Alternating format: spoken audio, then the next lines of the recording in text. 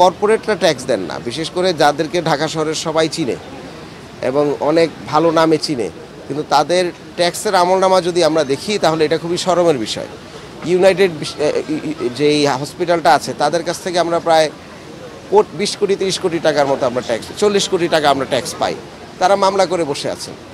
আমরা ওয়েস্টিনের মতো প্রতিষ্ঠানের কাছ থেকে আমরা ট্যাক্স পাই, 2014 পরে তারা আমাদেরকে ট্যাক্স দিচ্ছেন না।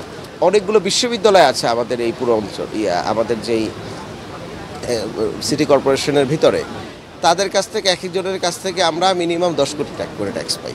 প্রভাবশালী যারা আছেন, বিশেষ করে রাজনৈতিক প্রভাবশালী এবং বড় ব্যবসায়ী, যারা দুষ্টু ব্যবসায়ী, তাদেরকে আমরা বলছি আমরা কিন্তু এবার আর কোনো ছাড় দেব না। আমরা আপনাদেরকে আহ্বান জানাচ্ছি, আপনাদের কাছে অনেক বেশি টাকা পাই এবং আপনারা আমাদের চেয়ে বেশি, সবচেয়ে বেশি সার্ভিস নেন।